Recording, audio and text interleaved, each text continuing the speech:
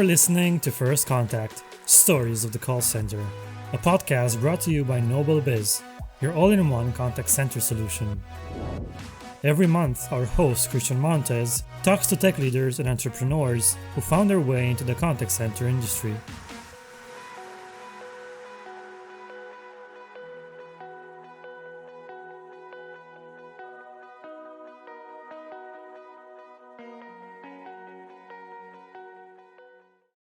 Hey everyone, welcome back to another episode of First Contact Stories of the Call Center. Today we're joined by a renowned figure in the contact center space, Dr. Hui Wu-Curtis. Now look, background is operations geek, disruptor, advocate for DEI. She's also the recipient of numerous awards, including the Silver Globee Award for Executive Excellence. Now, with over 2 decades of experience in leading business-to-business and business-to-consumer contact centers across a range of industries, and 65 countries, Dr. Hui is a powerhouse of knowledge and innovation. Now, look, we're very excited to have her and welcome her to the show. Thanks for joining. Yeah, thank you for having me, Christian. Super excited to have you on. Thanks so much for joining. Now, look, one of the background of the show is to really understand how your journey got you into the contact center space. I'd love to be able to share that story. Can you give us some insight into that? Yeah, absolutely. I think going to go back to my college days, when I was in school full time, I needed a part-time job. And so I went to this recruitment firm and they got me a job at this large call center. And way back when they had alphanumeric pagers, you'd have to call in the call center and say, hey, have Bill call me at this number. Training was less than a day. And then I was kind of thrown on the floors, and it wasn't uncommon to take 300 calls a day. And I think I lasted about 4 months. I'm just like, what is this place? I never met my supervisor. It just seemed chaotic. They're always asking for people to stay over. And so I couldn't wait to run away from that place. And then fast forward, I had an opportunity to get into management at somewhere else. And then they called me back with a different call center to go back as a supervisor this time. So I thought that was incredibly intriguing to now go back as a leader into the contact center and figure out, how do you effectively manage and lead people in an environment where they're all kind of tethered to the phones? So when I went and jumped back into call centers, I've been there ever since. Well, it's interesting that it seems like the experience in the beginning was a little, like you said, chaotic. There was this disconnect from the business side of it, the leadership. And in that 4 months, I'm sure it felt like a lot of time had passed. You probably aged as well. You're like, gosh, so much has gone on in this 4 months. But at the same time, leaving that, it didn't sound like it was an extremely positive experience where you're like, I'm going to get back in the contact center space tomorrow. So what made you, outside of the fact that now you could go back in, as a higher position, or was that enough for you to go back and go, all right, I'm going to go jump in the cold water again? Yeah, I would say, being in a leadership position, that was enough. I mean, I always like a good challenge, and it's kind of like, solving a puzzle. And I don't know if people necessarily had solved the puzzle yet. And so I think that for me professionally was a really good challenge. So let's talk about where you are today, right? So you pivoted to that supervisory role, and you are now as a leader. Let's kind of talk about then, how did that transition, and how did you stay in this space? How did you not get burnt out and go like, gosh, this isn't for me? What happened in the transition to that leadership supervisory role that was so different that got you to where you are today versus when you were just hitting the phones? Yeah, I mean, I think that's a great question. When I reflect back, I'm like, gosh, I don't know why I stayed for so long, because if you look at kind of it outwardly, right, it's horribly stressful. Not every 2 days are ever the same. People are always constantly yelling at you, and you're always constantly getting criticized. But I think it's part of my competitiveness is, how do you excel and how do you win in this space? And so I really wanted to kind of prove to myself that I can effectively lead and manage people. And then as I gained more and more successes, it just made me a bit more hungry to continue to move up the food chain and be in higher level positions. So then I'd have greater scope and greater empowerment to make decisions that would really fundamentally change kind of the environment and the job itself for the employees. So in your current role today, let's talk a little about what you're doing today, a little bit about the company, and kind of understanding What is that mission of that business today in your current role? Yeah. It's interesting. Most of my career, I've always been on the brand side. So I've always used and collaborated with outsourcing partners. And my experience with them, some were very good. Most of the time, not very good. And so they always caused me, certain pain points in my operations and stuff. Like I said, they're all good to collaborate with, but, there were definitely opportunities that I saw. And so I had an opportunity a couple of years to kind of switch and kind of go to the dark side onto the BPO space. And, I was telling my friends, well, now that I'm here, it's not so dark, right? So being able to kind of take that perspective, being a client, and now on the flip side, now how do I take all those learnings, the things that happen to me with my vendors, and make sure that we don't do those things that support you? And so when I had the opportunity to really go into the BPO space, it was like right before COVID hit. So I'm like, great. Not only have I jumped over to the BPO space and this whole thing is a pandemic, it was a steep learning curve. And so that allowed me really the opportunity to see if I had the right grit and if I had the right resourcefulness and the leadership skills to now take an entire organization and have them survive through COVID. And so that really was kind of the platform that gave me enough confidence to now want to do my own thing. And, I guess in my 20s, it was I hope I made just as much as I was old. So if I was 25, I hope I made $25,000 a year. And then 30s, you're a little bit more comfortable. And 40s, we're in a really good position career-wise. And then now in my 50s, I have an opportunity to kind of reflect and saying, okay, well, what am I doing that's more meaningful? And so starting my own company, the meaningfulness in Support You is really establishing a company that really was built on the foundation of people, and then being able to apply, really kind of supply employment opportunities for folks that are, in the underserved populations, marginalized groups, because, oftentimes in corporate organizations, I was the only female leader. And so I didn't have a lot of people that kind of looked like me. And then when I was actually in those roles, the leadership roles, I saw a lot of really good, really talented people get overlooked. They were never chosen for projects. They were never given the right mentoring. They were never given opportunities or a voice because they never looked the part. They didn't have the right credentials. They didn't have that executive presence. And so that always kind of stuck with me through the years. And so I wanted to be able to create a company where anybody that has that desire, the willingness to continue to grow and succeed, we're going to provide those opportunities within our organization. You use two words that I use all the time: grit and resourcefulness, right? And you kind of tied it back to that journey of doing this, business, this entrepreneurial journey during a pandemic, right? And we all know from the contact center space, and we'll talk about it later in the show around, how that impacted you. So it's great to be able to look and reflect back and say, here was your journey. You went through all this time where you're looking at your personal journey. You're also looking at the journey of being the customer, the enterprise, going into seeing what is it like. And we talk a lot about the concepts of know your customer, right?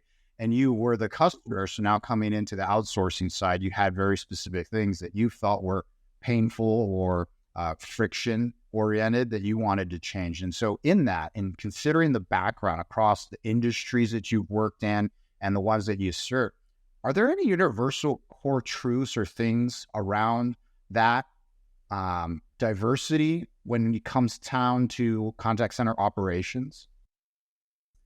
Yeah, I'm not too sure if I see kind of any kind of universal themes, but I think really, one of the fundamental things, and it seems really super cliche, but I truly believe in it, everything starts and stops with people.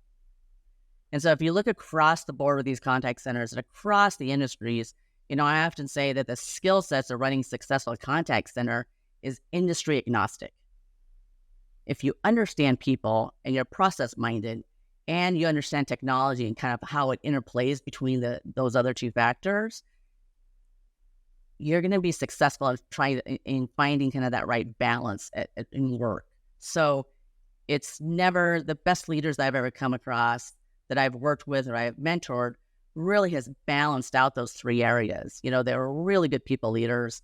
They really understood processes, and they understood the technology. So they have to get outside their four walls, learn what's going on. You don't have to be an expert, but know how the technology works and in relationship to kind of your overall workload and your workflow. It's interesting that you've said technology a couple of times. And even though there's people, which we're in the business of people, right? There's obviously a process for some structure, but it's interesting that you've stated technology a couple of times. And I don't know if that was on purpose for emphasis or not, but I find that a lot of leaders don't really emphasize their, in particular, knowledge of the tech, and maybe not necessarily literally how it's built and how it works in its intimate sense, but maybe how it applies and how it's leveraged in the business. So with the experiences that you've talked about around all the different types of people, processes, and technologies, is there anything around that has shaped your own personal leadership style? Yeah, I would say, there's a lot of things that you don't know what you don't know. And so starting out kind of career-wise and stuff, it was always kind of a trial and error in terms of understanding how to best lead and manage and develop people, right? And then it was processes. Every industry you have to learn. I always it frustrates me a little bit when I see some of these job postings and stuff. They're like, healthcare preferred, healthcare experience preferred, or utilities experience preferred, right? And nobody was ever born in any industry. We all had to kind of learn something as we went in. And so there's always a steep learning curve in any industry and understanding the business itself and the processes. But I also think you have to understand the technology to understand how to best leverage it. Because when you're creating kind of your roadmaps, your strategies, if you don't understand that technology and how it impacts your operations, it can't be a separate entity. And far too often I've gotten to organizations where IT kind of took the lead. IT would dictate what the next technology was. IT would, they thought what they believed would help the contact center. And then you do this huge CapEx project and you put it in place and not much changes or very incremental improvements are realized.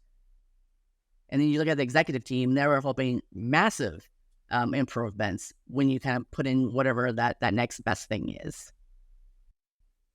Well, what's interesting around that example that you gave, that incremental change, your business specifically from early on till now has really had this immense growth. And in that growth, right, there's always going to be change that occurs that has to happen in the business, both from maybe even technology to process people, for it not to break, right, for it not to cave in under its own weight. Was there anything in particular that you learned or principles that helped you be successful through that growth and being able to be successful through that growth? Yeah, I would say, as you kind of move up in the corporate ladder by title and stuff, it seems like you get more and more removed from operations, right? So much less tactical, much more strategic. And sometimes you kind of lose sight of what's really going on in front lines. And so, I always tell people, look, you can only analyze so many spreadsheets. You can only look at so many numbers, but you have to be able to kind of complement that with what you directly observe. And I'll give you an example. We were, on the recruitment end, and this was in Guatemala City, where we were testing applicants for the English skills, and we were like churning through so many people just to get like a handful of qualified candidates. So finally, I decided to go and do the assessment myself. And again, these were testing folks that English was a second language. And for this contact center job, well, I just realized that test was very long and it was extremely hard. Like, I failed it. So I'm like, man, I can't even get a job as an agent in my own company, right? And so by kind of going through those steps and those exercises, I become a lot more intimately involved in the operations to be able to kind of question everything that's in place. So not only was our recruitment tools and the processes not good, but then you go on to the onboarding process, and I would go through whatever that looked like, right when it leads in training. And then I realized, I asked HR, what's our onboarding process? What are the types of things that you cover, you talk about in day one? And everything they listed was something horribly negative, right? Here's the attendance policy. Here's this. Don't do this. And here's this. And to me, that wasn't a really good image of our company. We want people to be excited about making the right choice to join our organization. And so that needed revamping. And so being able to kind of follow the entire process from, recruitment and screening and interviewing to onboarding, the training itself, and getting on the floors and being in production, all of that stuff, you kind of have to walk in their shoes to see what works and what doesn't work. So that's been my biggest learning, is like you have to go through it yourself and observe to be able to understand what's broken. That story, I kind of go back through my career and through all the leaders I've worked for and the people that have worked with and under me. And I look at a lot of the themes that you gave around this idea that you kind of don't know these things until you see them, you get far removed from things. And I always come back to, it's extremely important for the leadership, right, to be able to go back and be able to go walk amongst everybody, right? And it may be physically or virtually, but the idea that you're really immersed, you're truly present in what's happening. But the other part of me also looks at, how do you then also translate that mindset so that your other leaders all the way up through the org also have a piece of that, so that they're also doing that, right? Because then you could be in an org where you go back and you're going back and going, well, gosh, I saw this in 10 seconds. How come nobody else saw this, right? Why did it get passed by 1, 2, 3, or even 5 leaders, depending on the size of the organization? And sometimes I attribute that to a disconnect between really understanding your vision of your core value, right? And that core value may be the fact that you have to care for your customer in a certain way. But what does that mean, right? Someone's interpretation of what that means to them may be, we just need to be very strict in the rules and the details, and I have to be overly high in my expectations. And like you said, you failed the test, right? So how do you, as a leader, develop other leaders in your organization as it's grown, so that you're not the only one that has to go back and see all those things? Any insights into what you've learned across your career in that avenue? Yeah, absolutely. I mean, I think, look, if you're a leader and you have control issues, you're not ever going to succeed, right? Because when it's you against 500 FTEs, 1,000 FTEs, 5,000 FTEs, it's not sustainable. And so I've always believed the fact that, mentoring and developing has to happen at the leadership level. So part of it is setting the example and being able to kind of share what I've learned and what I've gone through with the leadership team, but also be able to integrate that into some of their processes, right? If you look at the leader's job, whether they be supervisors or managers, break that down. How much of their work is administrative in nature? How much of it is spent really kind of learning and developing? And then how much of it is really spent just learning and how to be a better leader? And so every time that I would interact with my leadership team, whether it be in one-on-one meetings or in team meetings, there's always an element of learning that I kind of bring back full circle, right? And so you have to be prepared to be able to answer that. And I can tell when, their answer is very surface level versus they have a deep understanding. And so the more you ingrain kind of that approach into your everyday work, into your interactions, into your meetings, then the more they understand that they have to continue to practice it. They have to be inquisitive. They have to want to grow in their position, because that job 2 years ago looks very, very different than what it looks like today. And so part of the adaptability and to be able to survive in this marketplace is really to continue to kind of learn as much as you can, because that's going to make you a much more effective leader on how to best support your folks.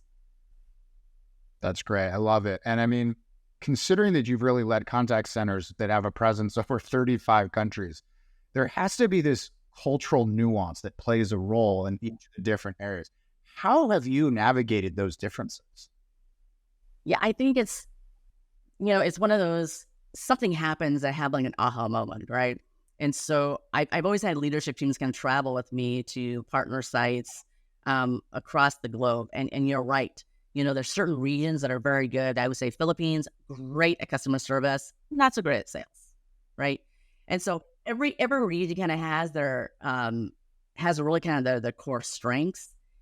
And so just by going to the locations, opening up the conversation and talking to people at a variety of different levels really kind of made me take a step back into kind of our culturally, how do we approach supporting countries? Because we're a bit ethnocentric here in the US, right? It's like, oh, we have training programs, so we're just going to push that out to folks in South Africa, folks in the Philippines, and think that the way that we approach training and the materials and the methodologies will universally work across the board. And what I realized as I sat and watched training classes and did a lot of focus groups and stuff, I realized a lot of those materials didn't translate well, right? Even in my own group, my leadership group, when we would talk and discuss things with that local leadership team, we used a lot of vernaculars and sayings, right? You can kill two birds with one stone. Well, I just saw a lot of glossed over looks, right? It's like, they don't understand what that means. And so it gave me an opportunity to think back, okay, well then what doesn't resonate in our training? And now we collaborate with a local leadership team to create and revise or also some of our training so that it resonates more with that particular region and culture. Yeah, I mean, that's huge. And I think even not in just the training, but also how do you coach and how do you deal with when there's underperformance and having to engage performance reviews and all the kinds of things of how you communicate have to come into play. And it's great that you not only saw that, but you also realized that that local approach allowed you to kind of integrate into the best and most efficient ways to get that going. So let's kind of go back to some of the core founding principle parts of your business, right? So support you as a woman and minority-owned business. You also have this foundational principle of saying, doing right by every customer, right? So given that mission, doing the right thing, how do you go about ensuring, because that's a pretty big ask of your saying, say, hey, I'm always going to do the right thing, do the right thing. How do you consistently uphold that across all these interactions? And then how has that principle of the business really cultivated everything from your partnerships with your clients to your employees, all the way to the communities that you're serving? Right, absolutely. Well, I think when you state things like, that we're always wanting to do the right thing, it's subjective. And so how do you take something subjective and put a framework around it, right? And part of it is empowering our employees to make decisions. Because when you look at the contact center past 35 plus years, not much has changed operationally, right? And we try to create kind of these templates of operations so that you have consistency in your delivery for service and support. But we also kind of shot ourselves in the foot and did a disservice, because what we did was we dummied down everybody, right? No, Christian, we don't want to hear, your opinions and stuff, but just follow the script. Follow the process, follow the script, right? And then when somebody asks you something, it kind of throws them for a loop, and then they don't know what to do. And then what do? They ask their supervisors for the answer, and then they get the answer, and then they move on to the next call. So I think fundamentally, you have to be able to put, and I'm going to start with technology because I do think that's the most important thing, is putting together the right technology stack to be able to provide you with the visibility and the data that you need to be able to give you clues as to, well, what is doing right by the customer mean? And what does that look like? And then be able to take those data points and really do kind of a check and balance, right? We're not going to find everything, but as we mold what should our QA process look like? What should our process improvement methodology look like? How do we glean information and ensure that we put the right parameters around ensuring that people are empowered to be able to make the right decision, that people do have the right education and training and visibility across the board to be able to make those right decisions. So I think there's a lot of support elements in place, from awareness and training and development, followed by the systems to be able to kind of monitor and track that, to now giving that information back to the leadership team and and giving them information in a way that, again, fundamentally touches the principles of what's most important to us as an organization. And do people feel that they have the right information at their fingertips to be able to make that right decision by the customers, or whether it be an internal stakeholder or a colleague? So I don't know if I necessarily answered the question, but now you're taking a very subjective, vague concept of doing the right thing and putting more structure around what that really should mean. This is James. James is a contact center manager with a passion for philosophy and hiking. As a kid, he made a promise to himself that he would always follow his passion. Today, he ponders on the thought that this promise is probably the best decision he ever made. Today, James loves his job just as much as he loves hiking. So much that he sometimes brings the scent of fresh pine and the tranquility of the mountain streams back to the office with him. With Nobel Biz as his company's provider, James found the necessary peace of mind to finally bridge the gap between his passion and his work. By choosing to partner with the promise-keeping voice and software provider of the industry, contact center technical issues, downtime, and poor customer experience are now a thing of the past. In an industry ruled by uncertainty, Nobel Biz combines balanced pricing with the highest quality, topped off with outstanding support. But above all, Nobel Biz delivers peace of mind to contact center managers and owners. And for the first time, James hit that sweet spot of focus and confidence that is allowing him to take his business to new heights of profitability and success. After all, you know what they say, promises are the uniquely human way of ordering the future. Nobel Biz, the promise keepers of the industry.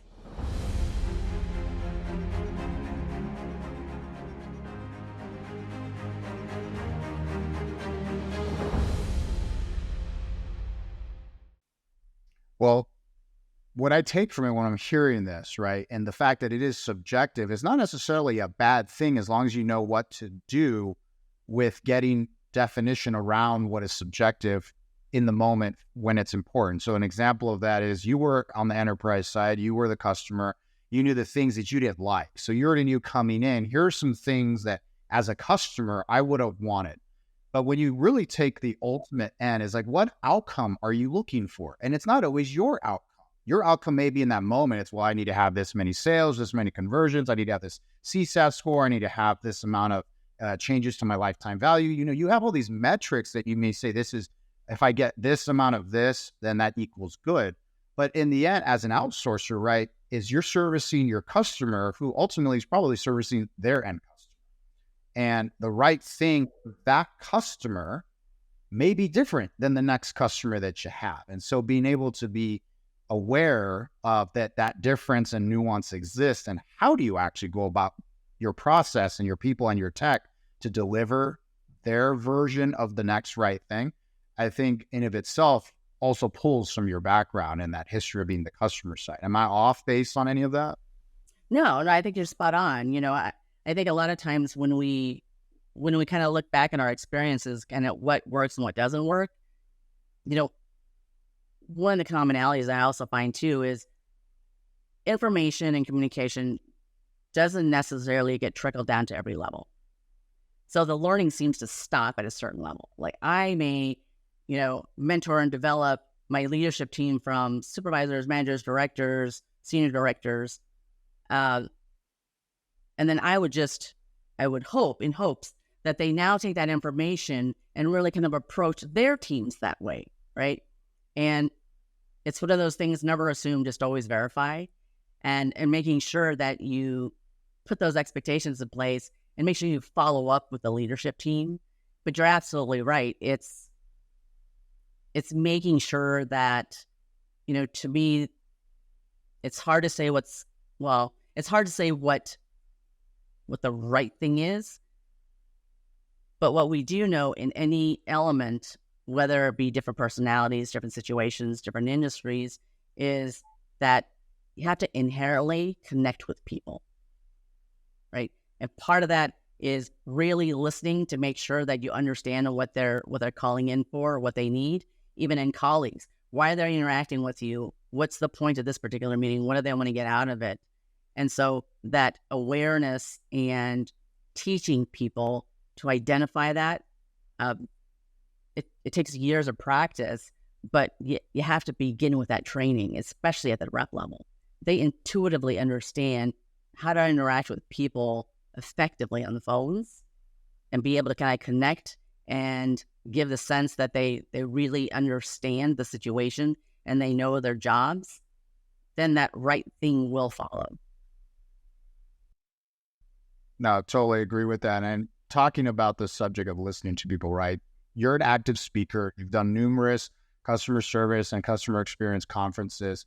Do you find when you're doing that there's any common misconceptions in the industry that you often find yourself having to debunk?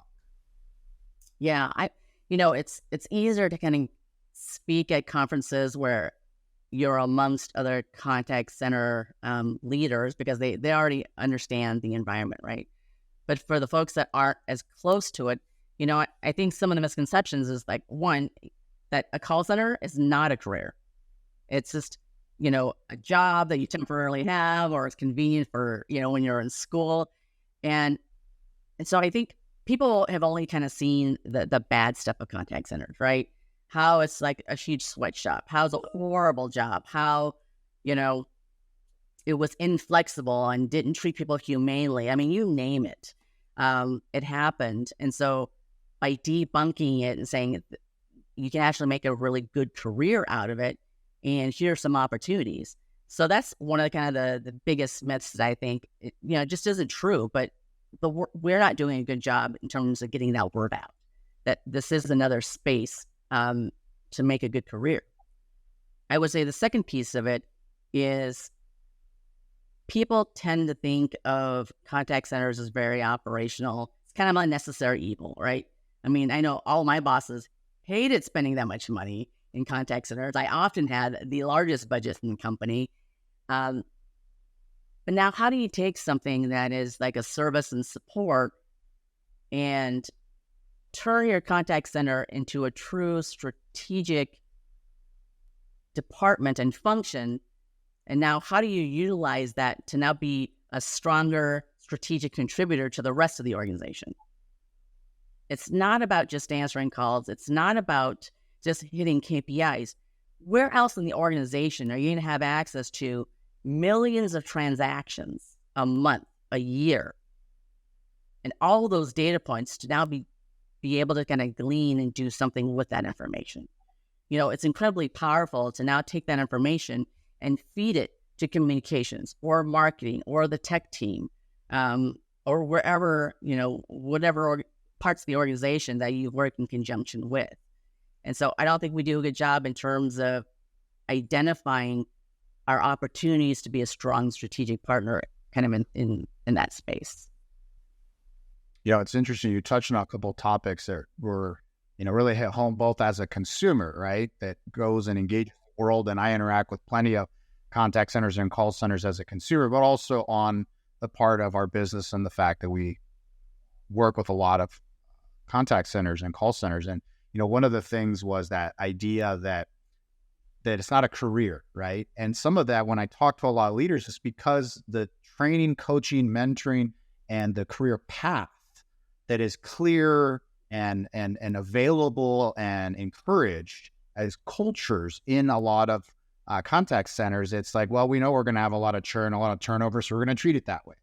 Versus, how do we create career opportunities? How do we give leadership training and managerial training that's not just administrative and operational in nature to people? How do we help develop people so that there is an opportunity for people that work in it to feel that there is not only a path, but there's a way for you to make a difference? On the other end of it, obviously, as the consumer, you come in and you're always remembering the bad stuff, right? Oh, the IVR hell. Oh, the rep that couldn't understand me or only wanted to read their script, or they didn't want to talk to me, or just on the outbound side, if someone was maybe calling you, you didn't want the call. You can go across the board of all the things that can be negative, but I find it interesting how businesses many times, whether it's outsourced or internally, you're right, they look at it as just a cost center. They just say, it's a cost of doing business. So it's just this thing that I don't want to have to spend a lot of money on. But I find it an interesting parallel to the concept of where sometimes we talk about the idea of a sale doesn't begin until after, when you need to now deliver on those promises of a product or service that you've given somebody, tangible or not, right? And it's not that process you went through up front to get someone to feel confident to buy something from you or to get something from you. It's now that you have to deliver on it. And so when I think of the contact center, it's literally the opportunity of delivering on that promise that we're going to be here for you in the information, the help when you're unhappy, when you want something, and being able to do it and meeting you where you are, where you want us to meet you, right? When and how and via whatever mechanism you want us. And so part of that's the contact center, part of that's your website and all the other ways you communicate with people. But when companies really look at it that way, and they take a lot of what you're talking about, which is you were on the brand side and you kind of know those takings, you're able to then see how do you then translate that into the end result, which is how do you leverage tech and process to empower people versus just people are this disposable thing that comes in and out, right? I mean, do you see that as well on your? Yeah, absolutely. And I think there's, we're always prompted to take action when there's something that's going wrong or bad or we don't like it. And, I think, and this is just an observation, but, I think across the board that the model of BPOs really has really been, I think there's elements that are like less desirable, right? It has become, where do you find the cheapest labor? And it's become labor arbitrage, right? And it gets further and further away of the really kind of the business of dealing with and developing people, because it is so short term and it is kind of that instant gratification, right? Because I need to decrease my budget, so why not find the cheapest locations? And so I think when you're looking at those types of things, those are the very things that I hated that I want to change and not do within our organization. So I've worked for small to medium-sized BPOs, and a lot of times within those organizations, they don't ever invest in anything, right? I can't even tell you, I hate the look of a spreadsheet. If they use that as a record keeping, I just want to stab my own leg. It's like there's better and easier ways of doing things. And so I think by starting a company, I've had the luxury of really building it from scratch, but building it the right way. And so when we talk about, customer experience, when we talk about employee experience and starting from inside out, we really used that concept and really approached it that way. So as we're designing a complementary tech stack, what are all the tools and resources that's going to help the employees onboard, do their jobs, do it well, be successful, and help them get onto that next level? So we talk a lot about, frictionless customer experience, making it easy for the customers to do business with our organization. It's the same thing with employees. How do we decrease the friction of how they interact with our organization and our company? And then how do we gear that towards systems that really help them? There can be just sure, you can buy whatever you want, but if it doesn't truly help them do their jobs better in a way that they feel is effective, then it just compounds the issue of frustration, right? So, I take an example of training, classroom training. Well, the very next thing after you're done training, you go into nesting.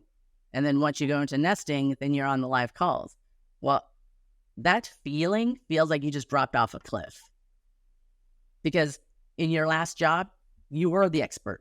You knew a lot of things. You had a good comfort level. Now starting something brand new, you kind of had, everything taken away from you. And now you're on unsteady ground. So how do we continue to build that confidence in them? And then by the time they do reach production, they're successful, but it takes complementary tools and resources to make sure that they're successful. Yeah, that aligns perfectly with a post that you recently shared. It was the insights from 2023, 2024, the Customer Contact Executive Benchmarking Report by CMP Research. They were highlighting that focus of creating what you were describing, the frictionless customer experience, talent retention, managing technology transitions. And, it had mentioned that 3/4 of the executives plan to boost their investments in customer-facing technologies, and a lot of the things that you've talked about kind of align with that. Are there any other items that you think really you believe, right, that organizations should strategically invest or approach these investments on outside of what you said, which is really training, making it simple for employees to onboard and do their job? Yeah, absolutely. And I'm going to slip on and be on a kind of the brand side of things. When I was shopping around for BPOs, and we always stuck with kind of the larger players because they had a global footprint. They were always their big selling point was, yeah, you should come with us because look at all these bells and whistles. We have this technology, we have that technology, we have this, and it was good to know. But now the onus fell back on me as a buyer to saying, okay, well, where would this all fit in within my operations? Right. And to me, that wasn't a big differentiator because anybody can go out and buy the next greatest, shiniest tool and resource. And what was more important to me is if you look at it, not a lot of people invest their technologies in terms of being helpful to the employees. It's always, well, we don't really need that technology because, like on the BPO side, we don't need that technology because the clients are going to supply it. And oftentimes when you look on the BPO side, especially like small to medium-sized players, they don't really inherently have any tools or solutions internally. I've seen organizations develop, information that should be in a knowledge base.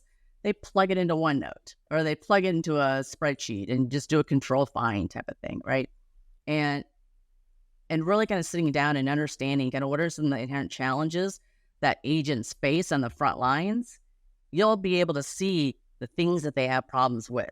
So a client can come to us and have 10 different systems that our agents need to work off of, right? So how do we streamline that? I can't do anything on the client side, but I sure as heck can do things internally to kind of help simplify the maneuverability and the ability to find information quickly, right? And so I think it also kind of couples with what are you willing to invest in as a company, and that technology stack that we developed, we first use it ourselves to be able to make our people and our operations stronger. And I think that's the biggest difference, that we're willing to make that investment up front to start with, again, going back to our main focus is making sure that our people are successful and they have the right visibility and the right tool and resources to do their job successfully.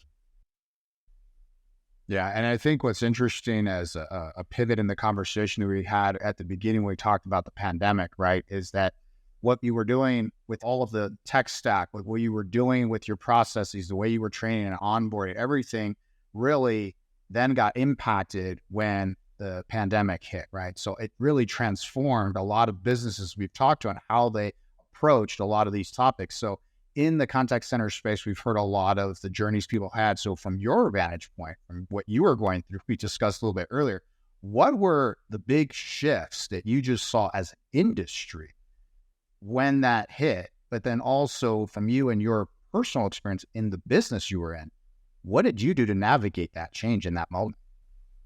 Yeah. I would say outside of like the initial panic, it always helps to have a really strong leadership team around you so we can kind of get together and really collaborate on, what does that plan need to look like? And so being smaller, being a pretty flat organization, we're pretty nimble, so we can react pretty darn quickly, right? And so one of the biggest things that we learned is having operations in other countries, they don't necessarily have extended their infrastructure, the telecom infrastructure, beyond kind of the metro cities, right? But not everybody lives within the metro cities. So one of our biggest learnings was we just kind of take for granted that everybody has internet, right? And so that was our biggest learning, which is there was a lot of people that kind of lived in these rural areas that weren't necessarily equipped to be able to kind of help us push them to a work at home model. So what did we have to do as an organization? Quickly work with, the local telecom company to be able to kind of quickly get the systems in place, to get the technology and the bandwidth in place to be able to do the jobs. So that was the biggest learning. It's like, so things that we took for granted isn't the case in certain countries. I think the second piece that we took for granted is that you take all the operating models and the concepts and the practices that we did in brick and mortar, and that would easily translate into a virtual environment. And that absolutely is not true. And so I'm sure a lot of my colleagues feel the same way. It's like, wow, okay, well, it's not just a touch base, once a week with the employees. When you work in a virtual environment, you have to make the invisible visible. And that means being more diligent and having greater touch points with your teams to know what's going on, because you don't have that ability to just walk up to them or just observe what's going down, what's happening within your bay of stations. So I think those are like the two biggest learnings that we had as we transition to adapting in this kind of COVID environment. Those were very common themes when we talked to other leaders in a similar environment. And what's interesting about your particular, company principle of really doing right by the customer, I'm sure your customers had a lot of demands or concerns or saying like, how are you going to make sure everyone can go home and they're good?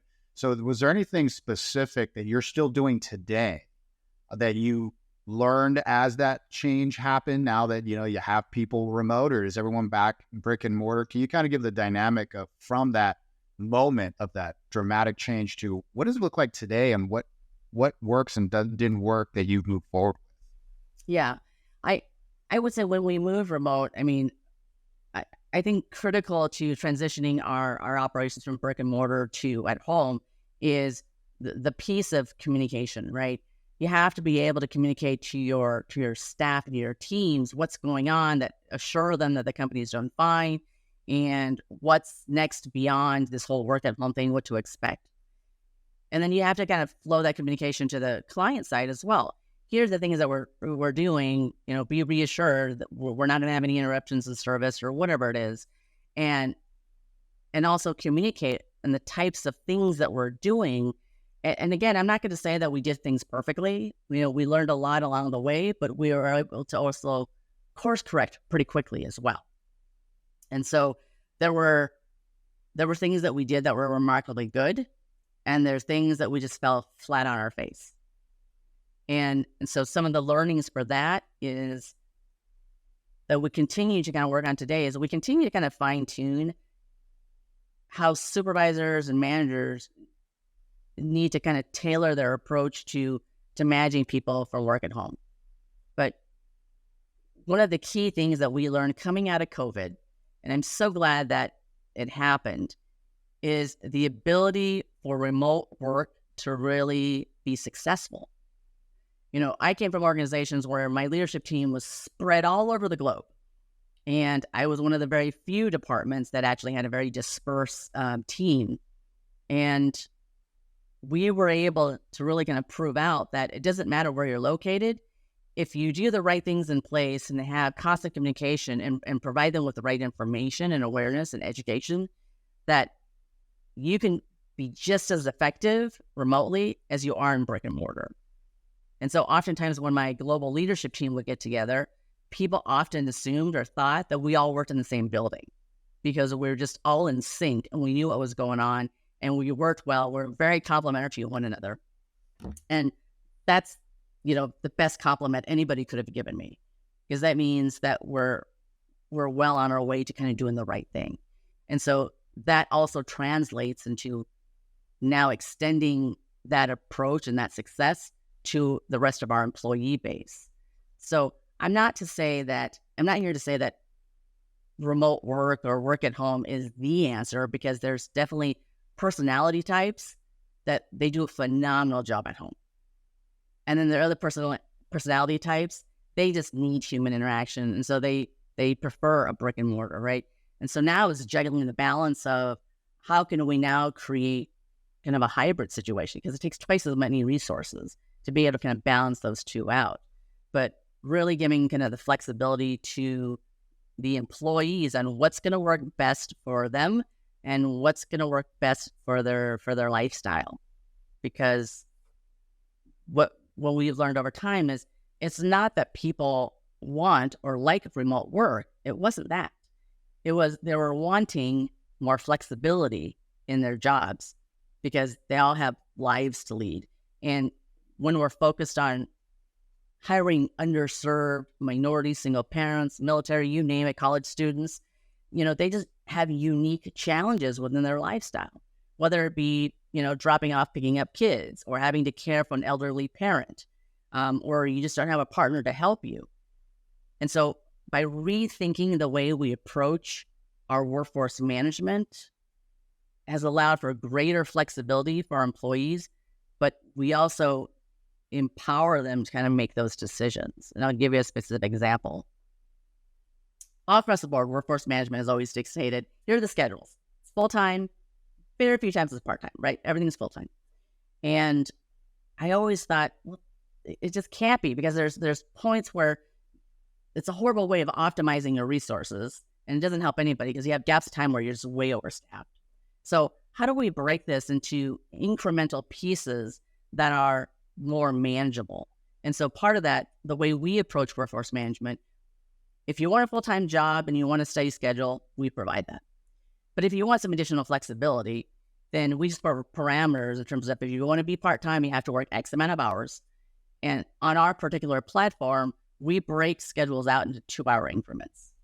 So they can pick shifts that's going to work best within their day. And then the hours that we really need greater coverage, we put a premium on them. And so now the employee is empowered to make the decision of where and how they want to work.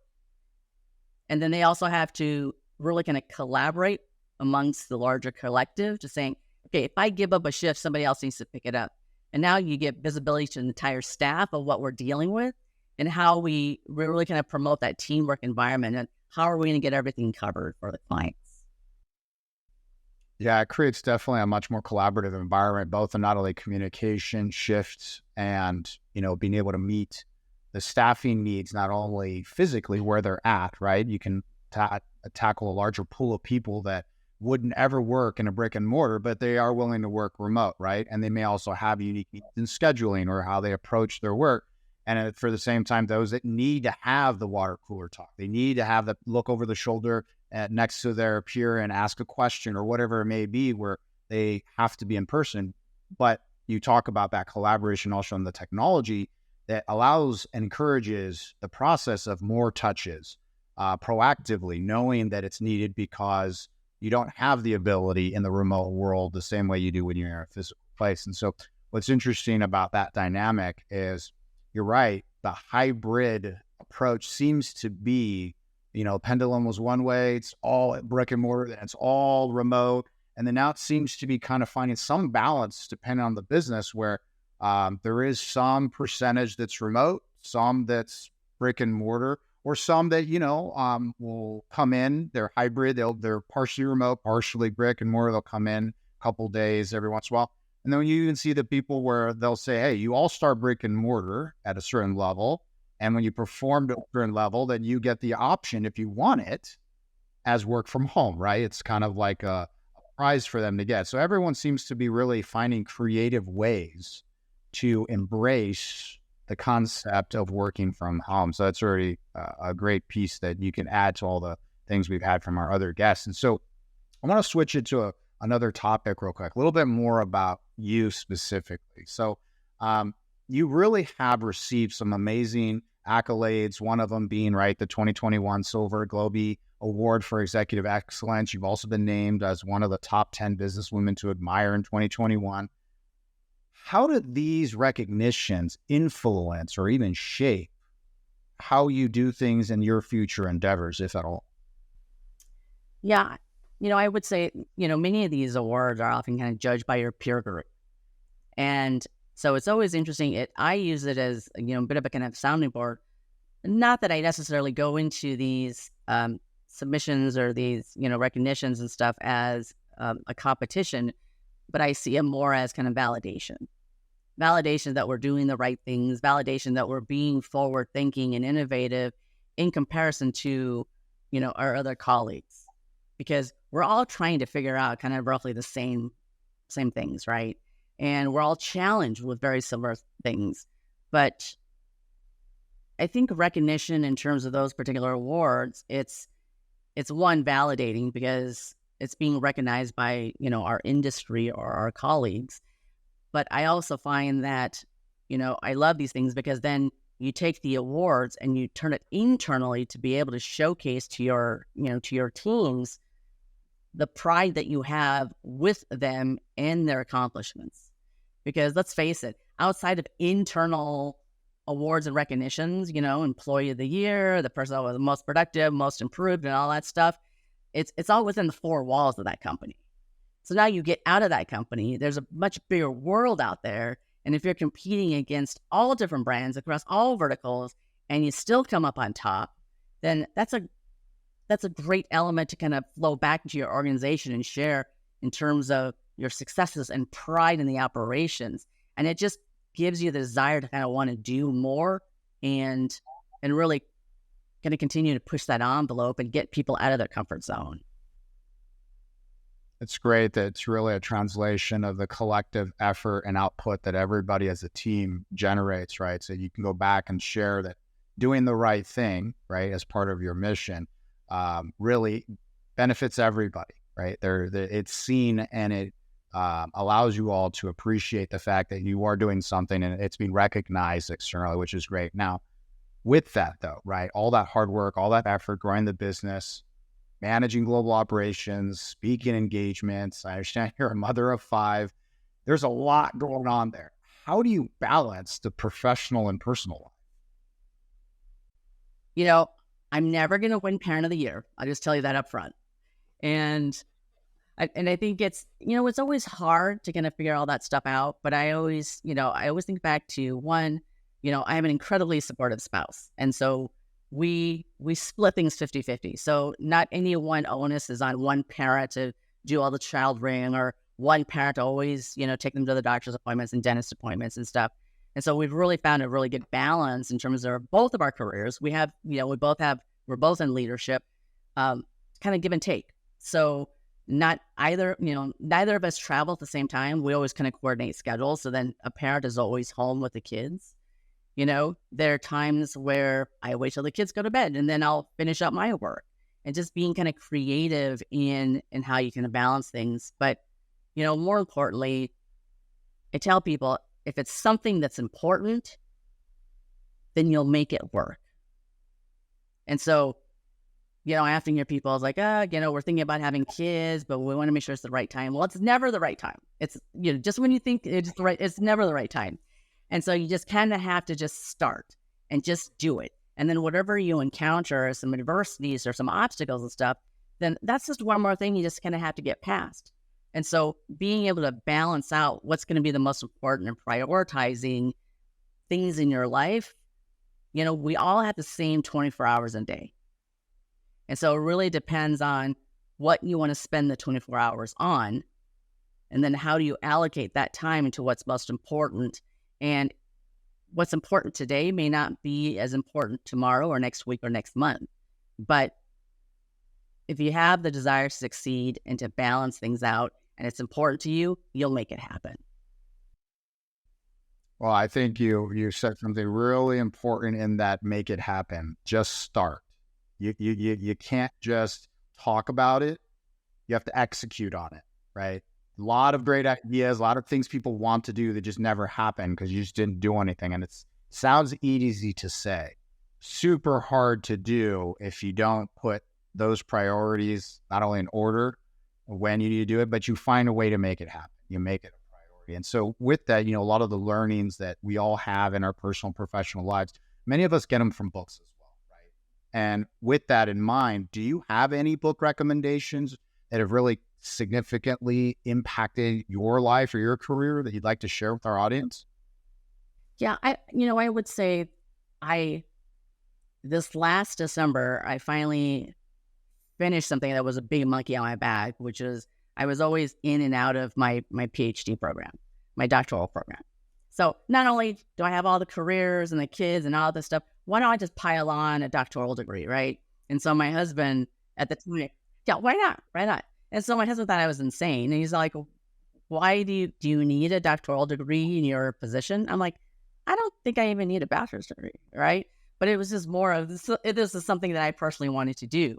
So long story short, I've spent the last several years, probably the last 6 years, specifically working on schooling. So I'm a horribly boring person. I don't have much of a social life. I don't read anything outside of academic papers and stuff. And so now that I have a bit more time to do things that I want, I always think back into, what are some of those pivotal books?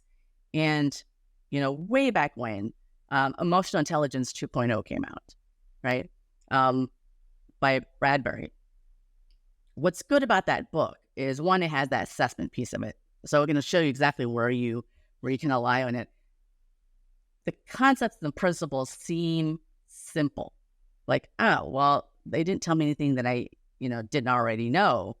But I think between the assessment, I often use that book with my leadership team and even my employees to now come full circle in terms of their development, right? To be able to now take concepts and theories and be able to directly apply it to the workplace and show them how important emotional intelligence is within the workplace in certain situations and how it's going to allow you to be successful. So I think that's one of the books that is like the most memorable, but I also look at kind of life lessons, and I always tend to kind of draw upon those and really can share that with others, and I would say way back when, being part of conservative Asian parents, they wanted me to be a doctor, engineer, lawyer, right? That was the path. So I was clearly on the path to be a doctor. I was in pre-med. I was well on my way to medical school. And at the time, my husband and I lived in San Diego. We just had our first son.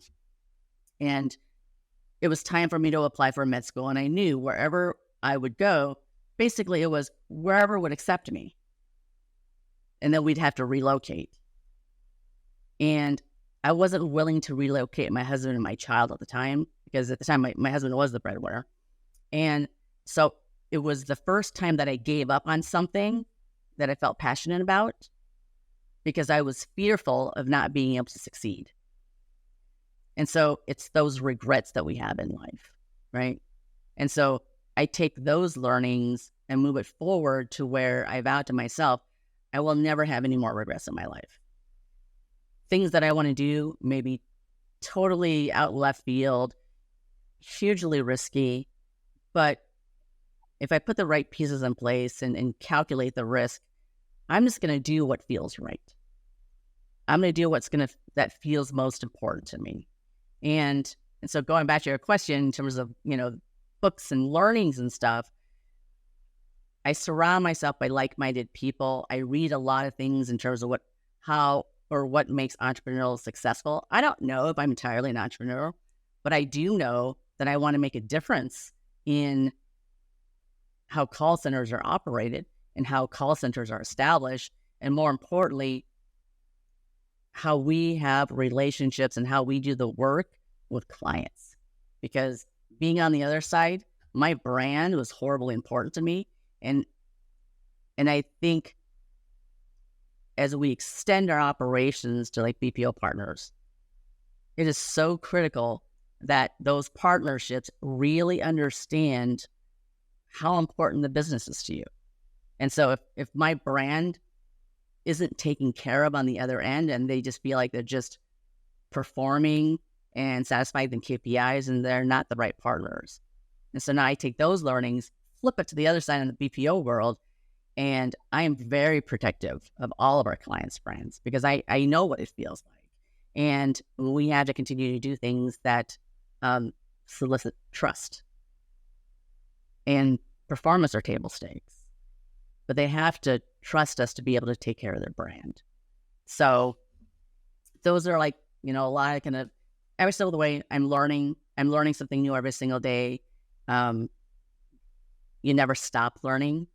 But more importantly, taking those learnings, practicing it, and if you make a mistake, can of course correct. So I don't know if I'm any wiser. I've just have made a lot of mistakes that I've been able to learn from. Well, I think that's a great way to wrap up the show, right? I think there was nothing else I can add to that. It was great to have you on. It was a pleasure speaking with you. There's going to be people that want to get a hold of you or they want to get more information about Support You. Can you give some information on how people can get a hold of you or get in touch with Support You? Yeah, absolutely. Well, I'm on LinkedIn, so anybody can look me up. And so I'm happy to connect and build out my network. And for more information about Support You, you can visit supportyouSolutions.com. And they can find out anything they want to know about the company. Perfect. So look, for all of you who want to connect with Dr. Hui, want to be able to learn more about Support You, please go ahead and do so. We love the insights. We love the feedback. And obviously, for those that enjoyed it, like and comment. For those that stood here and enjoyed the commentary, look, we appreciate you joining us. That's another episode of First Contact Stories of the Call Center. Until next time.